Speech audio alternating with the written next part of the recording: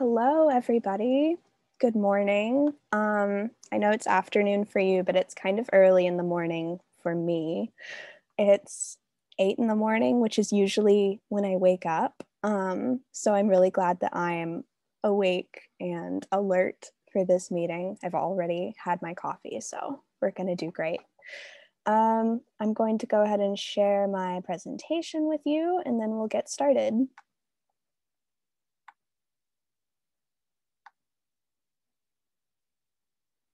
Okay. And then present.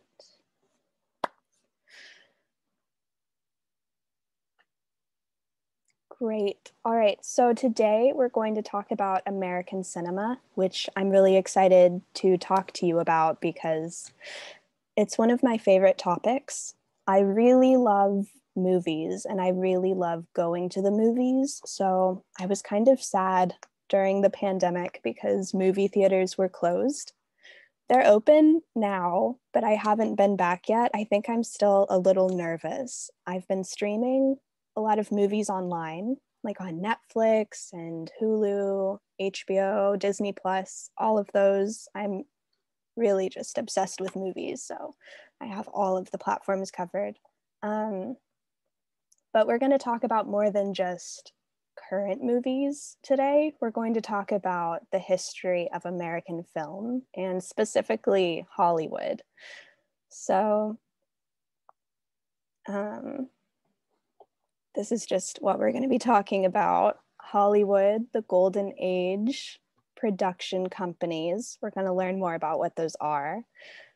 Modern film, US indie films, going to talk about that. That's a fun topic. And we're going to talk a little bit about film awards because I think they're really fun. So like award shows, if you know anything about the Oscars or stuff like that. So the first thing I think we need to cover is Hollywood. You've probably heard the word before. Hollywood is the nickname that Americans give to our film industry. So if you work for movies and TV shows, we'll probably say, oh, you work for Hollywood. But Hollywood is also a place. It's a neighborhood. So not a city, but like a small part of a city. And it's in California. So I've included a map here so you can see.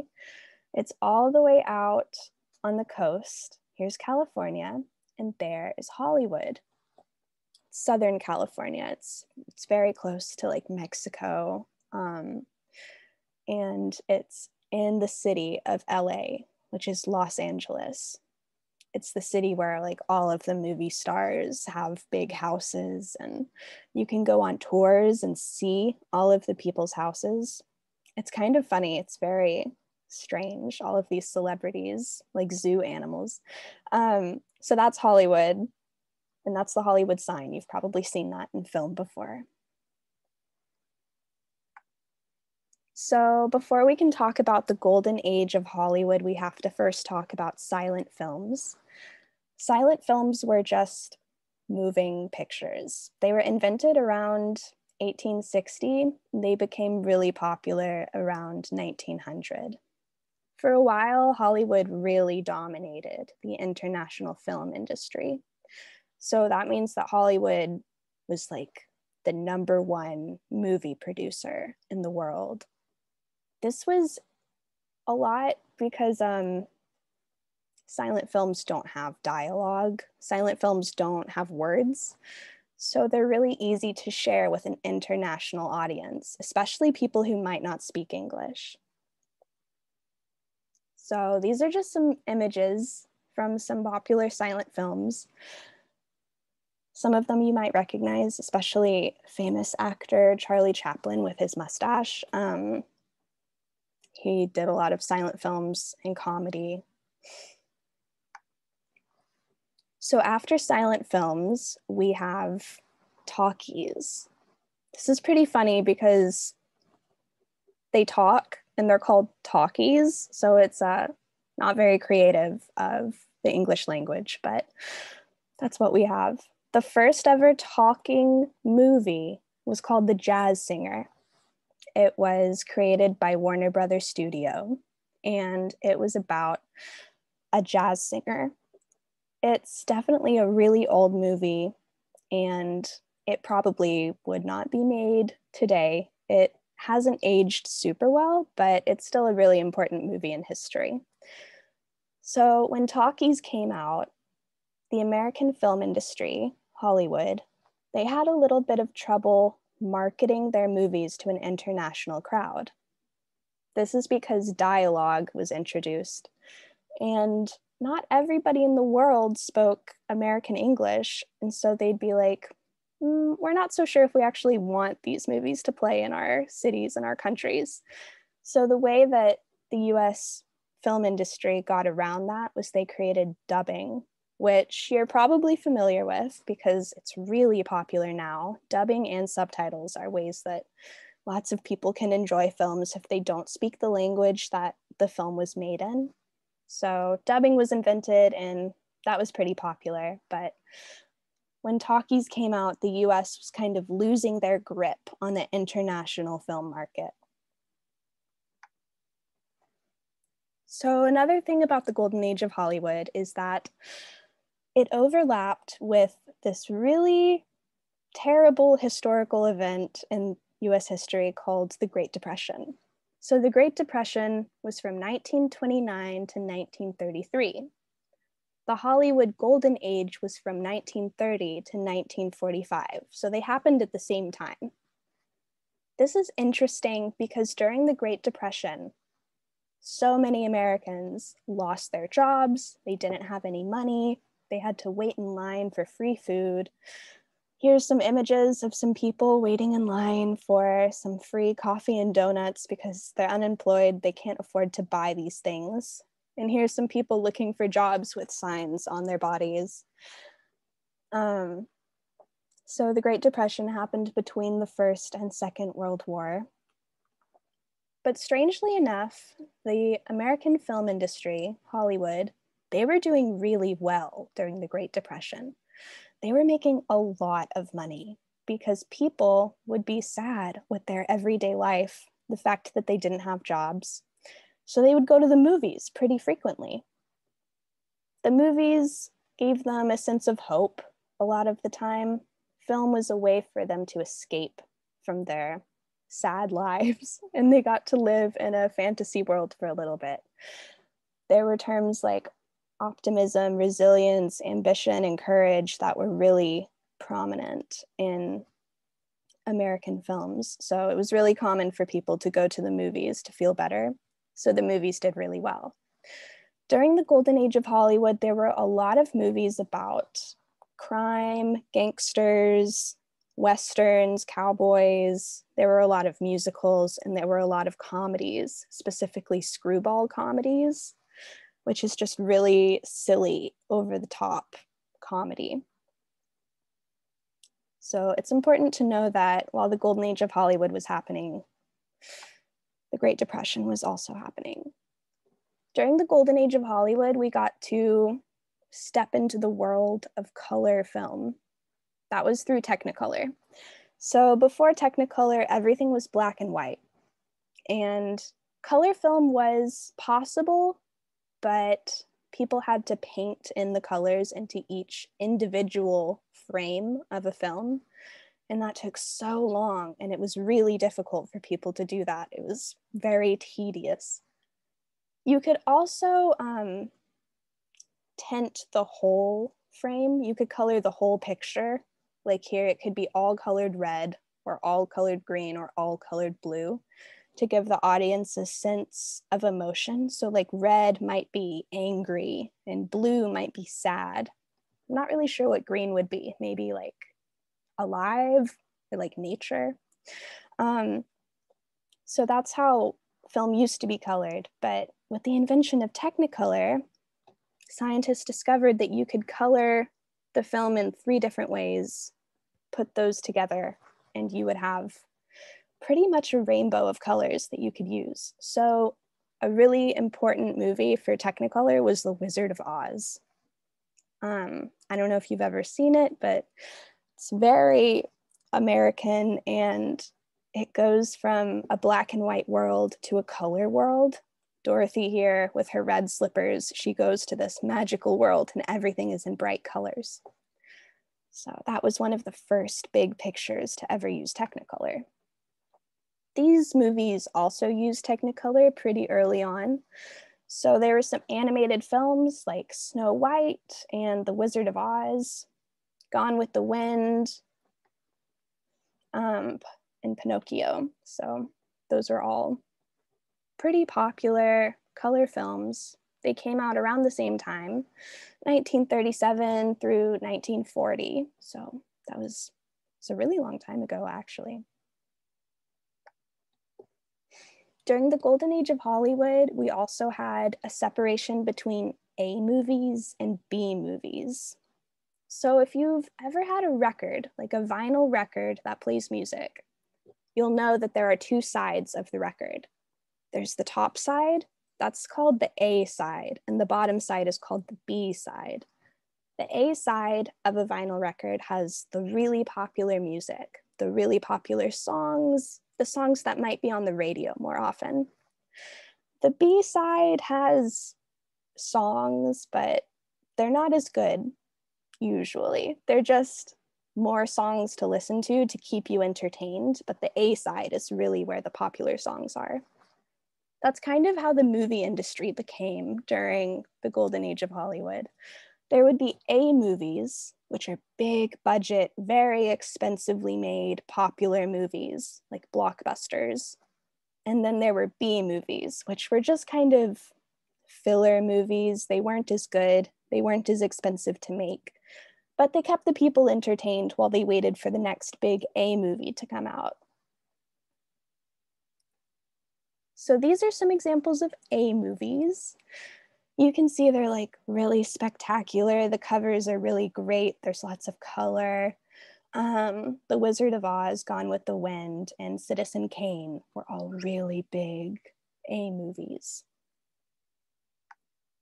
B movies were lower budget, and they were pretty much only popular during the golden age of Hollywood, because after the golden age of Hollywood ended, we got TV, and that kind of filled the gap.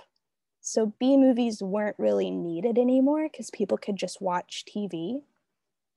And sometimes we would have made for TV movies. So if there's ever a movie that probably isn't good enough to play in a theater, it might be played on TV. And that's kind of the equivalent of a B movie. So down here, I have some examples of B movies. During the 80s, B movies had a little bit of a comeback in like cheesy horror movies. Like you can see there's a giant spider, there's a kind of like scary clown. These are not high budget movies. These are pretty cheap. The costumes are kind of crazy. The makeup looks fake. But there's something nice about it. Like it's a scary movie, but it's not that scary. So if you're interested in horror, I would look up some American B movies because that might be fun. Another big part of the golden age of Hollywood were the big five production companies. So a production company is the company that makes the movies. They have the production facilities, like the sound stage and the cameras and the microphones and everything you need to make a movie. The big five production companies were MGM, Paramount Pictures, Warner Brothers, 20th Century Fox, and RKO. You might recognize some of them because they're still popular today. MGM was founded in 1924. Metro-Goldwyn. It has this lion. You probably recognize it if you've seen any of the James Bond movies. They were all made by MGM.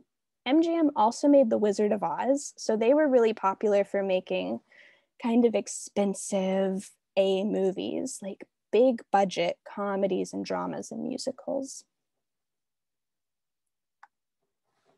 Paramount Pictures was also really popular and was started during the golden age of Hollywood. Well, they were founded in 1912, but they got really big during the golden age.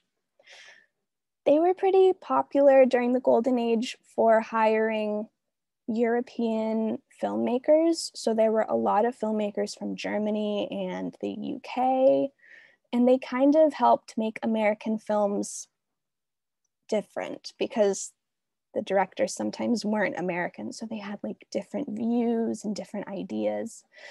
A really popular movie by Paramount Pictures is The Quiet Place Part 2. It's just come out in the US, so you might like it if you like horror movies. The Quiet Place Part 1 was pretty good. I remember watching it. They also did the Titanic and Godfather, so those are pretty big.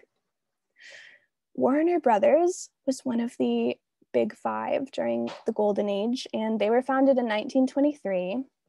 They were pretty popular during the Golden Age for making musicals about the working class, so about like everyday people. Now they're really popular for some of these movies. So The Matrix, if you've seen that one, it's very good. Harry Potter, I'm sure you know Harry Potter. You have to. And then this is an American cartoon, Tom and Jerry. I don't know if it's really popular in Europe, but oh, it is. Good. So you're probably familiar with this, maybe with a dub. Yeah. It's still playing on TV here, so that's really cool. 20th Century Fox. This one's kind of funny because 20th Century Fox has been renamed 21st Century Fox because we're in the 21st century now and they want to be, current. They were founded in 1935, but they were actually bought by Disney, big surprise, in 2019. Disney paid a lot of money for 20th Century Fox. They paid 71.3 billion US dollars, which is kind of crazy. So 20th Century Fox made movies like Castaway, Moulin Rouge, and Deadpool.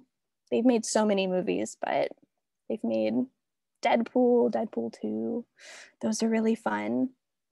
And then this is the last of the big five, RKO. This production company did not make it past the golden age of Hollywood. You probably have not seen very many movies sporting this logo.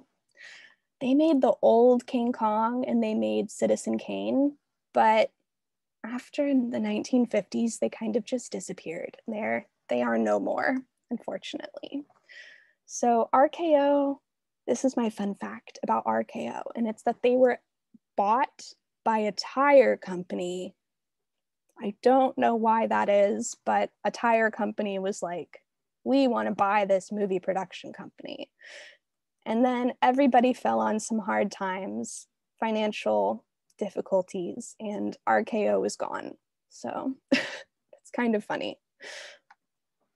All right, so another big thing about the golden age of Hollywood was that during this time, a lot of people were living in urban areas, but when the golden age ended, people moved to the suburbs. So the suburbs are suburban areas. They were really popular during the 50s and 60s. They're still popular today. I live in a suburban area, but that's beside the point. Drive-in movies became really popular because people in suburban areas wanted to see movies, but they couldn't get to the city really easily. So this is an American drive-in movie here. On one side in black and white, we have a very old, like 1950s image. And then on the left side is a pretty recent image. So drive-in movies are still really popular. We love them. It's very nostalgic and it's a lot of fun, and you get to sit in your car and watch a movie. This is just a little statistic about the top 5 production companies in 2020. As you can see, Universal Pictures is really high up. Warner Brothers is number 2. Columbia Pictures is number 3. And then we have Walt Disney Pictures and Marvel Studios. So these are the biggest American movie companies right now. And these are the most popular movie genres in North America and the US. And I just wanted to show you this because adventure is the most popular genre that we have. And I was like, I wonder why that is. Well, it's probably because adventure films have so many subcategories. There's fantasy, sci-fi, action. Maybe you've heard of Indiana Jones, Raiders of the Lost Ark. That's an adventure movie. So is The Mummy. It's about people and they're looking for a mummy. It's like a treasure hunt. But there are also movies that are adventure that don't look like these typical old school adventure movies. So something else that we have to talk about is Disney, because Disney started in California and it's an American company, or it started as an American company. It's pretty global now, but Disney owns a lot of smaller production companies. So if you've ever heard of ABC Productions, Walt Disney Pictures, Lucasfilm, Star Wars, Marvel, they own 20th Century Fox. They own the National Geographic Channel, Fox, and Hulu. So Disney has a pretty big grip on the entertainment market. Back to action and adventure movies. So I don't know if you guys like superhero movies, but I really like superhero movies. So I couldn't do this presentation without talking at least a little bit about superhero movies. So there's Marvel, which is owned by Disney. That's this top image here. It has Captain America front and center. And then on the bottom, we have DC, which is owned by Warner Brothers. So one of the few things that Disney doesn't currently own is DC. Disney does not own DC yet. We'll see if that changes. But superhero movies are really popular in the US because they cross genres. Like they're more than just one thing. They're more than just an action movie. They're also adventure and sci-fi. Sometimes they're funny, sometimes they're a little bit comedy. So that might be a reason that they're so popular. I also, for those of you who don't like superhero movies, I wanted to show you how far we've come. So even if you don't really like superhero films, I think you can admit that compared to 1978's Hulk, which looks like Shrek, now we have 2019 the like Hulk Banner combination. He like wears glasses, he's very scholarly. So I think we've seen some growth through some of these superheroes. I just wanted to show this because I thought it was really funny. The old superheroes are hilarious. Like, look at this one. That's Captain America. That's like the first Captain America in 1944, and he looks ridiculous. He looks very silly. And then this is Captain America in 1979. He looks a little better, but he has this like big goofy helmet. And then of course we have 2011 and 2021. I don't know if any of you have watched like The Falcon and the Winter Soldier, but it's on Disney Plus, so of course I watched it. But I just think the evolution of superheroes is so funny, and Americans really love superheroes. We have Superman, Batman, and Wonder Woman. These are the DC side, so Disney doesn't have them yet. This is them in 2016 in the middle. So you can see there's been some growth. The costumes have gotten better. We also have to talk about Star Wars at least a little bit because Star Wars is one of my favorite franchises. It's owned by Disney. Disney bought Lucasfilm in 2012. Lucasfilm was started by George Lucas, who created Star Wars. Disney paid more than $4 million for Lucasfilm. So George Lucas is, he's pretty well set. I think he's going to be set for life. We also should talk about the switch from film to digital. That was a big marker in the history of American film. So the first ever movie to be fully shot on digital video instead of film was Star Wars Attack of the Clones. That was in 2002. Up at the top, I wanted to make sure that you understood the difference between film and digital. I was saying it like it was just common knowledge, but I talked to my sister and she was like, what are you even saying to me? So I was like, I'll use a visual aid. So film is old school. It requires a lot of chemicals and you shoot it on a film camera, but now we have like digital cameras, so like SD cards, and you charge it, plug it into the wall. Like it's way more portable. Hollywood switched mostly to digital video because it's cheaper and you can go back and edit things and you can add special effects more easily, which makes sense for the new Star Wars movies because there's a lot of special effects. So we also want to talk about indie films. Indie films are different than Star Wars or Disney because indie films are made outside of major production companies. That means that they are usually lower budget, or they have somebody else backing them up with money so that they can make the movies. Like it doesn't come from any of those big production companies like Universal or 20th Century Fox or anything. So they're smaller. Some of these you might have heard of. Wes Anderson started as a very small indie filmmaker. He's actually from Texas, or he went to school in Austin, which is where I went to school. So he's one of my favorites.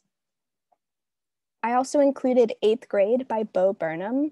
Bo Burnham is a comedian and filmmaker, and he has a new comedy special out on Netflix now.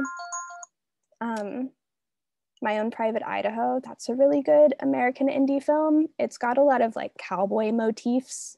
Donnie Darko, a lot of my students when I was teaching in the Czech Republic were familiar with Donnie Darko, like they really liked that movie. And then Eraserhead by David Lynch is a good one. So I wanted to show those.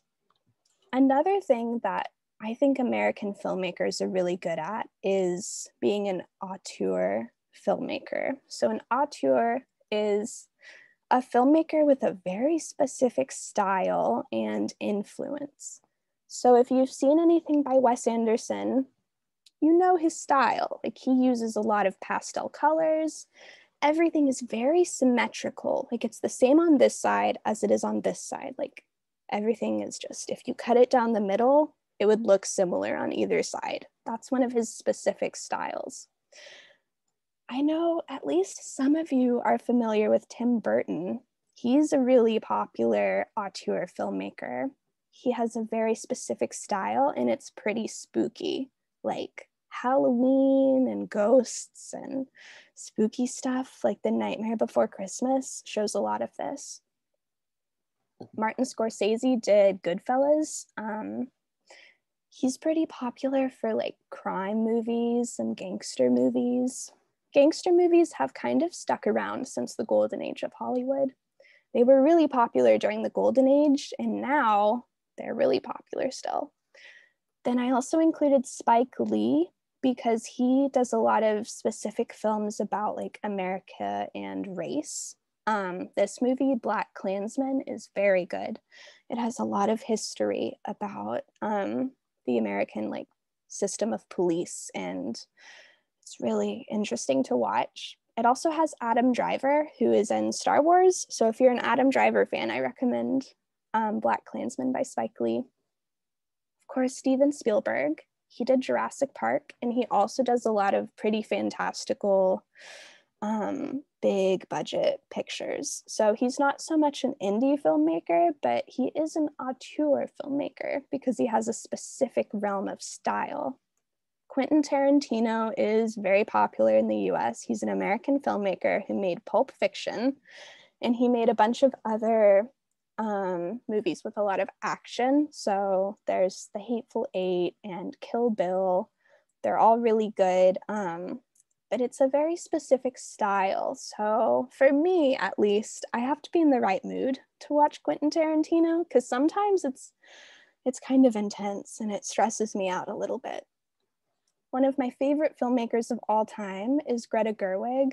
Maybe you've seen her new movie, Little Women. It's really good and it's beautifully made. There's so many details. Greta Gerwig has a specific style and it's really on display in Little Women. Like it's very emotional. It's got a lot of soft colors. It's really nice. And then we already talked about Wes Anderson and Tim Burton. And then the last thing that I wanted to talk about was the the Oscars, the Emmys, and the Golden Globes. So these are the film awards. I don't know if you've ever watched any of these film award shows, but they're really fun. They're like sports for people who like movies way more than sports. So that's me. I love movies. I don't really love watching sports so much, but I feel like I kind of get a little taste of that when I'm watching the Oscars, the Emmys, and the Golden Globes. The Oscars have been around since 1929, the Emmys have been around since 1949, and the Golden Globes have been around since 1944. So the Oscars were a really big part of the golden age of Hollywood, which brings us back to the golden age. They made a lot of rules for film. The Oscars did. They're kind of like the police of film, or they used to be back in the golden age of Hollywood. The Oscars made a list of things that films couldn't do during the golden age. So some of those things were like, you can't kiss for like more than 3 seconds on screen because that's too scandalous. Or like if there's 2 people on screen, they have to like sleep in separate beds in the movie. Like there's no room for scandal during golden age Hollywood. This was kind of really strict for a lot of films. So because the Oscars made these rules, there was this genre of movies that came out of it, and it was called the screwball comedy. I talked about it like a little bit before. Like it was a really popular movie during the golden age of Hollywood. It came about because there were these strict rules about what you can and cannot show on film. And so production companies weren't really sure if they should break the rules, but they were like, we're going to point out the rules. We're going to make the rules seem kind of silly and funny. So they made screwball comedies that were like very goofy because they couldn't do more dramas. They couldn't be more serious because of these rules. So now the rules have definitely let up. Like there are still rules about what you can show in movies in the US, but they're definitely more lax than they used to be. There's a lot more room for you to push the boundaries. And that's something that film has been doing since the beginning, pushing the boundaries of what you think you're allowed to do or allowed to say. Film has been a big part of social justice, especially in the US, which it's pretty important. So if you remember, I was talking about Spike Lee. He makes movies about race. There are a lot of really great films made by people in the US that talk about the situations in the US, especially with police and race. It's very popular right now since this past year. So I think that's my presentation. I have a bunch of notes if you want to talk about anything else specifically. Like, this is my favorite subject, so I don't know. Does anybody have any questions? Thank you, Logan, very much. This was super exciting, and you touched many new topics, and I'm sure our audience will have some follow-up questions about any of the things you mentioned, or maybe about other chapters. I mean, there's so much that I didn't talk about because American film is like a really big topic. So if there's anything specifically that we want to like kind of talk more about. Any questions from the audience? You guys want to tell me your favorite movies? I'll tell you my favorite movies. Let's see if I can go back. Some of these are my favorite movies. Like Little Women, that's one of my favorites. Fantastic Mr. Fox is also one of my favorites. And then this movie, The Royal Tenenbaums, that's my favorite. And My Own Private Idaho. So I included a lot of my favorites. It's a very biased list of films here. Yeah.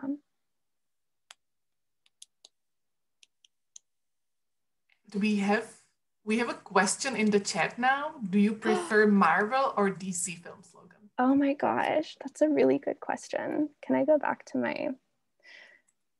that slide? We need a visual aid. Okay, so Marvel up here, DC down here. Well, when I was little, my favorite was DC because they had these cartoons, like the Justice League cartoons, and I would watch them on TV. But there hasn't been very much media about DC recently. There's been way more media about Marvel. So I think I have to say that Marvel is my favorite. I also really like X-Men, which I didn't talk about very much, but X-Men are a part of the Marvel universe. I like Marvel. I'm not so sure about who my favorite superhero would be, but yeah. Let's see, I'll open the chat. My favorite film actor. That's a really good. Oh, you guys have said a lot of questions. Okay, yeah, also Spider-Man is fabulous. I love Spider-Man. That's probably my favorite Marvel movie right now is like Spider-Man, the new ones with Tom Holland. They're so fun. Yeah. So my favorite film right now is probably my Own Private Idaho. It's a really great American indie film. I talked about it a little bit, but let's see if we can revisit it. I just want you to see the cover. This is my Own Private Idaho right here in the middle. It has Keanu Reeves and River Phoenix. They're great. I really like them. This movie's kind of weird because it's based on an old Shakespeare play. So if you know anything about William Shakespeare, you know that he wrote a lot of plays. He was an old English writer. He lived in England, and some filmmaker took one of his plays and was like, this would make a great kind of road trip cowboy show. So they made it into a movie. Did I see any Czech movies while I was staying in the Czech Republic? That's a really good question. Yes, I actually joined my school's film club, and we would watch movies every other Friday. I remember watching a lot of movies. I'm having trouble remembering the names right now, but one that I'm not sure if it was Czech made, but I think it was the English translation was Father Frost. Christina, do you know this one? Mrazík. That's it. Mrazík. Yeah, that one was so fun. I actually made my family watch it last Christmas, and they really liked it. So it was popular. My favorite movie when I was young, that's really hard. There's a Disney movie. It's a cartoon, and it's called Atlantis: The Lost Empire. It's about this adventurer who goes and searches for this underwater kingdom, and he finds the lost city of Atlantis. It's a myth. That's probably my favorite movie from when I was young. Yeah. Let's see. Are there any other? Have you seen Justice League? Yeah, I've seen Justice League. That one's really good. I've not seen the new Friends movie. I think I'm going to watch it probably tonight because my sister wants to watch it. There is one more question in the Facebook chat, Logan. Oh, let's see it. Someone asks, well, first they praise your excellent presentation and they say it's a very thorough. What are some misconceptions about film that Czech people may have about American movies, and you think some of them may be true and others may not? That's a really good question. Yeah, that's really fun. It's a question from a former English teaching assistant as well. So I assume he has some observations. Yeah, I'd be curious to know what you think Czech assumptions are about film. What do Czech people assume about American film? I think I think that international audiences probably think that American film can be like very idealist sometimes, like really optimistic. Sometimes there are movies where it's like the American idea of success is like kind of like carving your way out, pulling yourself up by your bootstraps is a really popular metaphor. There are a lot of movies that are like, this man became successful because of his hard work. And it's like, is that really a good message to be sending? Because sometimes it's really difficult to pull yourself up by your bootstraps. Yeah, so I think that there's a lot of like optimism that people assume comes with American film. Sometimes it's not very optimistic. Like there's a lot of films that are trying to show what's actually happening in the US, especially in light of the George Floyd protests and stuff about race and criminal justice and like police and stuff like that. So yeah, I think American film is a lot deeper than people give it credit for sometimes. Yeah, so those are some great questions. Let's see if there are any other ones. Another person asked Do I work whether, with film? Yeah. I do not work with film. I would love to work with film. I am a writer, so I've worked with like writing screenplays and writing plays and writing dialogue, and I would absolutely love to have a job someday where I get to write for a production company. So maybe one day, I hope. Yeah. I didn't answer what my favorite film actor is. Right now, it's Keanu Reeves. I can say that without a shadow of a doubt. Right now, I absolutely love Keanu Reeves. But I like his older movies and like his older work. Although I think there's a new Matrix movie coming out soon and probably a new John Wick. And those both have Keanu Reeves. So if y'all like John Wick or The Matrix, there's some new movies coming out soon. But my favorite current actor, this one, he's not so much an actor, but I really like Harry Styles, and he's a musician, but he's doing some acting recently, and he has a new movie coming out soon called Don't Worry, Darling. I'm really looking forward to that. Yeah, some of y'all like John Wick. When I taught in the Czech Republic, it was crazy how many of my students were like really into John Wick. But I don't know if that's all Czech kids or just my students. I'd like to know about our viewers here. Like, what are your favorite movies? Can you type that into the chat for me? I'd love to see, like, it doesn't have to be an American movie. It can be any movie. I just want to know. What are your favorite movies?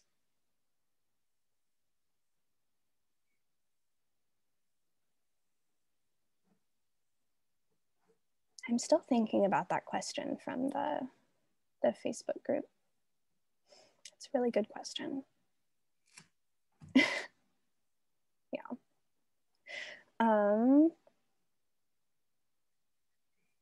Another Czech movie that I saw was, I forget the name of it, but it was explained to me that it was like the equivalent of like the Czech version of Forrest Gump. It was like about this guy who was in history and he was a part of all of these big historical moments. Does that sound familiar to you, Christina? Perhaps Schweik? Was that maybe the soldier Schweik? It was just like, no, I think that might have been it. I wish I remembered the name. It was really strange, but it was a good movie. Forrest Gump and Hair. Oh, those are great. Yeah. Forrest Gump is a really popular American movie. I should have included it in this presentation. Yeah, Forrest Gump is really good. I'm kind of curious about, I'm going back in the presentation now. Don't be alarmed. The golden age of Hollywood. Have any of you seen these like old movies? Have any of you seen The Wizard of Oz or Gone with the Wind? They're kind of really specific movies, and a lot of Americans haven't even seen them because they're so old, like from when film first started to be colored. But I would say that all of these had multiple remakes, right? That's true. In the future. So I've Maybe definitely you've seen seen like all a of more them. modern version. Yeah, definitely. Sometimes like other countries have customized their Snow White idea for their setting. So multiple versions of the same theme or scenario. Yeah. The Wizard of Oz has had a lot of remakes, and it's had like some musical adaptations. Like for Broadway, there was that musical Wicked that was really popular in the US. And there have been TV shows as well.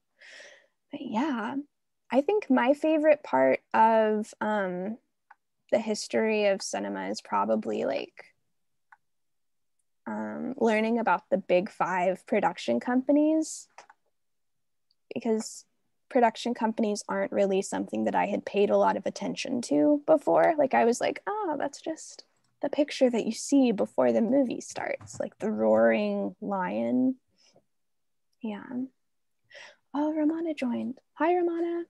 Glad you could make it. Yeah, so I really enjoy learning about the history of the golden age of Hollywood, but I'm also really interested in modern films as well. Yeah. What was your favorite film when you were a child? I mentioned it was Atlantis, The Lost Empire, which is a Disney cartoon, but I also really liked, this is very specific and a lot of people probably have not heard of it in Europe, but there was this like kids movie series called Wishbone. It was about a dog, and the dog participated in old historical events. So like they dressed up a dog in this little outfit, and his mouth would move and somebody would speak his voice, and it was like so fun when I was about 7 years old, I think. My favorite one was Wishbone Robin Hood, and it's like he was Robin Hood, and they'd have like little dog paws like pulling back a bow. It was really cute. So Wishbone probably. Yeah. Oh, so, I like the movie Corpse Bride. To follow up on the Facebook question we received, could maybe all the participants type into the chat box what is their association when one says American cinema or American film? What are the things you think about right away? I'd love to know. Let us know so that please, we can better answer your question. If somebody says, what do you think of when you think of American cinema? What do you think of? Yeah, I love The Corpse Bride. That is a Tim Burton movie. It's one of my favorites. It wasn't one of my favorites when I was a child, though, because it's kind of scary for kids, at least. It's very spooky. Oh, yeah. Happy endings. That's a good one. Popcorn. Oh, I didn't really talk about like movie theaters in the US. I don't know if they're very different from movie theaters in the Czech Republic, but movie theaters in the US, they're a pretty big event. So I haven't been to the movies like in theaters since before the pandemic, but when I used to go to movies a lot, it was like a really big event because you would go to the movie theater and you would probably buy a big thing of popcorn and a drink, and the food and the drink would be like really expensive, like way overpriced, but it's part of the experience, so you would buy it anyways. Yeah, you'd probably get a Coca-Cola. You would definitely get a popcorn and a Coca-Cola. That's true. actually. So that's not a misconception. I think that's super true.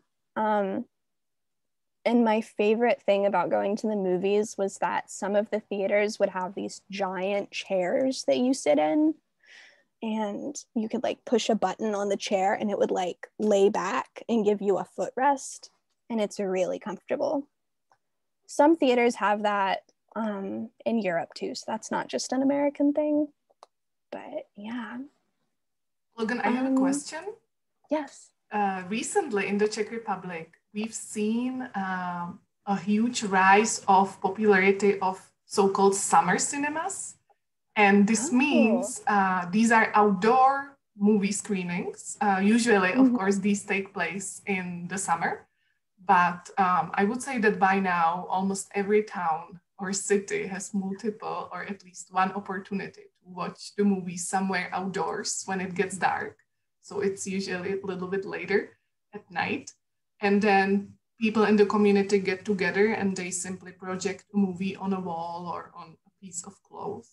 And they join the movie together. It's usually for a lower price than going to a big movie theater. And it's becoming more and more popular because you just keep staying outside when the weather allows for that. Is that something that is available to Americans in the US as well? Well, some places have like outdoor movie events, but I don't think they're as popular as what you're talking about. That sounds really fun. That sounds like a lot of fun. Sometimes like towns will put on an event, like a festival, and that festival will include like an outdoor movie. But I think what's way more common for the US, or what used to be like really common, are the drive-in movies that I talked about briefly. Drive-in movies are a lot like what you're describing, except people are in their cars. Sometimes people will bring chairs and sit like in front of the row of cars. But my town doesn't have any summer films. I wish that it did. Like here in Texas, we do not have any summer films. Nothing that we would sit outside like a picnic and watch a film at night. But I do think some friends of mine who live in bigger cities like New York and Philadelphia, sometimes the cities will have like outdoor screenings of movies. So I think it depends on where you're living. So if you're like me and you're living kind of in the country where there are like cows across the street from me, so we're definitely not watching movies outside by the cows. But if you live like in a city with like buildings and like sidewalks and stuff, I think it's more common to have an outdoor movie.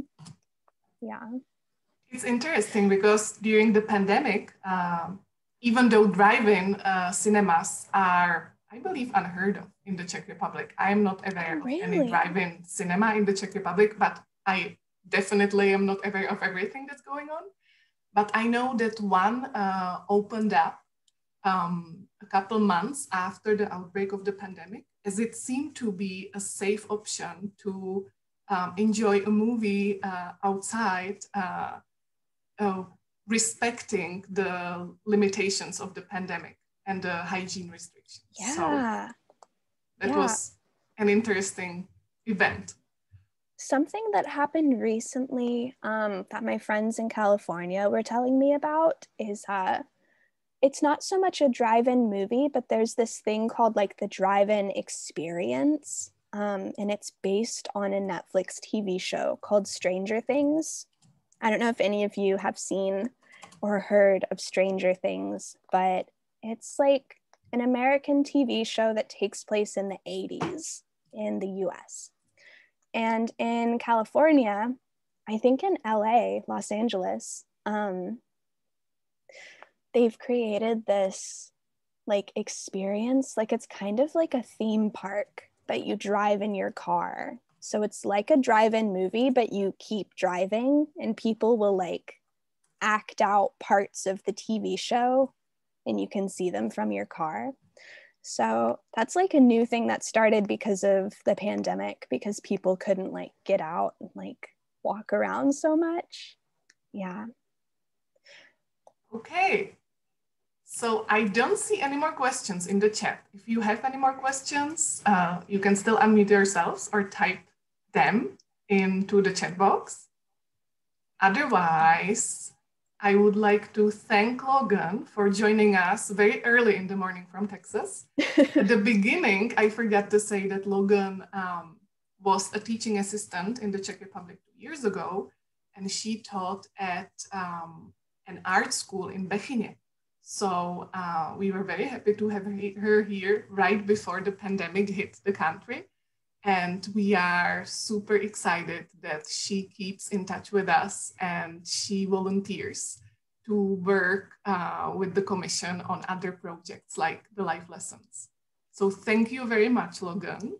You are so welcome. Thank you for asking me to do this. It was so much fun. I really enjoy talking about this topic that I am personally very interested in. So that was great for me. It's really fun. Yeah. Thank you so Any much. Other questions? Hi, everybody. Thank you for coming. And I think I hope I was able to talk to all of the people who had questions. I see one thing that says like, I love theater. Our old Czech plays are really good. I did watch a couple like old Czech plays. So I understand, and they are really good. And I watched some like Czech comedy plays during my time with the film club. So yeah, definitely. And I hope everybody has a great day. Have a great afternoon. Thank you so much. Please complete the feedback form. Let us know how you enjoyed the lesson. And we look forward to seeing you at another Fulbright event, probably next year. So good luck to everyone with the final steps of the school year, and see you later. Yeah, have a great summer. Bye.